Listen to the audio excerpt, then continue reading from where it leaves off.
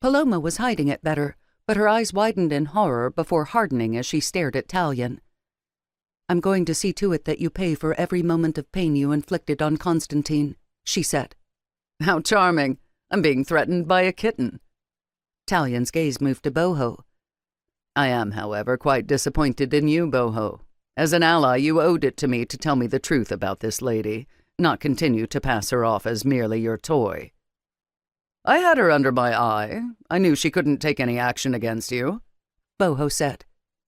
"You're a sentimentalist. Charming, but also ultimately disappointing. It begins to support my observation that every action you take is driven solely by emotion. Ah, well, no matter. It's good to know the weaknesses as well as the strength of any tool." Rage began to burn through Boho's body. He stared into Talion's Janus-like face, and his hands closed into fists. "The fact you choose not to use this tool reveals your arrogance, and it will cost you." "A threat? No, an observation." "Touché. Well, this has been delightful, but I fear the demands of governance call." He stood and held out his hand to Paloma. "Come along, my dear." Boho surged to his feet. "You're arresting her?" "Of course. It will be useful to cross-check her answers against Senor Ragsdale's." "No, I forbid it." "Because she's a woman? Because she is under my protection?" "You only have two choices, Boho. Release her to me, or join her." That froze him. Prison, potentially torture. His eyes met Paloma's, and what he read in her face curdled his soul. She was afraid, but her contempt for him overrode even the fear. She fully expected him to give her over to this monster in a man's skin. He thought of her crying, screaming, mutilated, and with sudden blinding clarity he realized that he could not bear it. His belly felt loose, shivering like gelatin, but Boho straightened and looked down at Talion. "So be it. Whatever her fate, I will share it." Somewhere in the back of his mind a small voice was screaming, "What the hell are you doing?"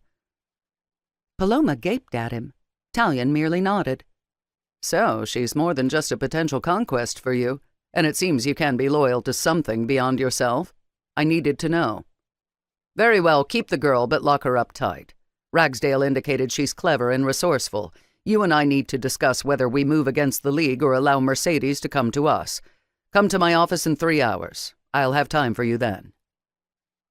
He swept out of the room. One of Boho's security stepped up and took Paloma's arm. "No, I'll escort her," Boho said. The man nodded and retreated. Boho extended his arm and Paloma laid her fingertips on his sleeve. As they mounted the stairs to the upper floor, she said, "Well, that was certainly unexpected. Ironic how a show of loyalty to me is going to enable you to betray your wife and your government." "I believe when we met I was in the process of betraying my wife and my government. What's actually unexpected is what I realize today." "And that is?" Paloma asked as they reached the door to her suite.